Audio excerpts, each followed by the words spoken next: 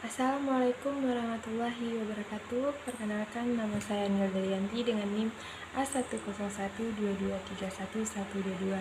Di sini saya akan menganalisis kasus yang berjudul brutalitas di arena tinju dengan mata kuliah hukum pidana di dalam kodifikasi.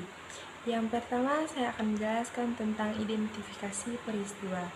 Peristiwa ini telah terjadi dalam turnamen tinju amatir pada 3 Maret 2025, tepatnya di Gelanggang Olahraga Jakarta, di mana Rangga berusia 25 tahun bertarung melawan Budi 27 tahun.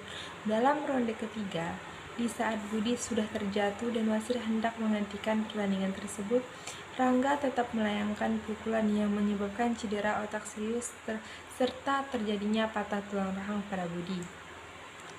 Lalu, fakta yang ditemukan dalam penyelidikan. Beberapa fakta yang mendukung analisis hukum kasus ini meliputi: yang pertama, adanya rekaman pertandingan menunjukkan bahwa pukulan fatal dilakukan setelah wasit berusaha menghentikan pertandingan.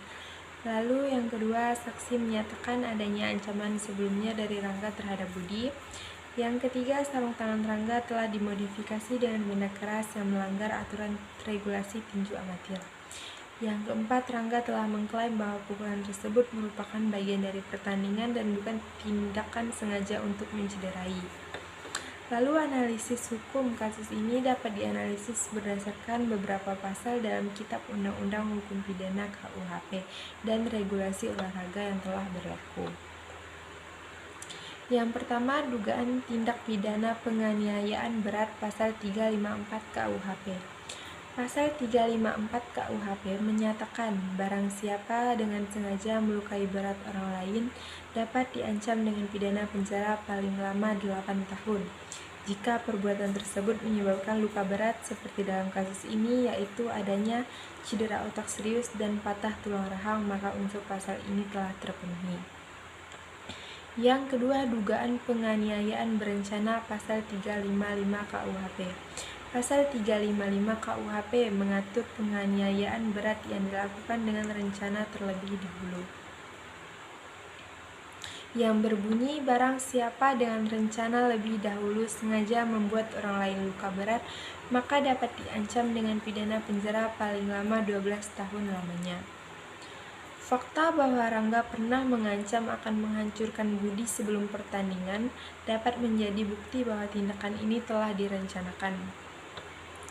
Lalu yang ketiga, dugaan perbuatan melanggar regulasi olahraga tinju. Modifikasi sarung tangan dengan benda keras melanggar peraturan tinju amatir dan dapat dikategorikan sebagai perbuatan curang yang membahayakan lawan. Ia bisa diperiksa lebih lanjut dalam regulasi yang berlaku di Indonesia terkait olahraga tinju. Lalu pembelaan dan argumen kontra. Rangga berdalih bahwa pukulan merupakan bagian dari pertandingan, namun ada beberapa hal yang melemahkan argumen ini. Yang pertama, pukulan dilakukan setelah wasit hendak menghentikan pertandingan tersebut, yang menunjukkan bahwa tindakan tersebut melampaui aturan pertandingan. Lalu yang kedua, ancaman sebelum pertandingan dapat diinterpretasikan sebagai niat jahat, atau yang biasa kita sebut dengan mens rea. Lalu yang ketiga, modifikasi sarung tangan menunjukkan adanya unsur kesengajaan untuk mencederai lebih parah. Lalu kesimpulan dari analisis kasus ini adalah, berdasarkan analisis, Rangga dapat dijerat dengan pasal 354 KUHP jika terbukti ada unsur perencanaan. Hukuman bisa lebih berat. Selain itu, pelanggaran regulasi olahraga dapat mengakibatkan sanksi administratif, seperti larangan bertanding untuk seumur hidup. Dalam konteks pidana, hukuman untuk penganiayaan berat dapat mencapai 8 tahun penjara dan jika terbukti berencana, hukuman bisa mencapai 12 tahun penjara lamanya. Lalu kasus ini menunjukkan perlunya pengawasan ketat dalam olahraga kompetitif untuk mencegah tindakan brutal yang melanggar sportivitas di dalam hukum. Sekian analisis kasus dengan judul brutalitas di arena tinju yang bisa saya sampaikan. Terima kasih. Wassalamualaikum warahmatullahi wabarakatuh.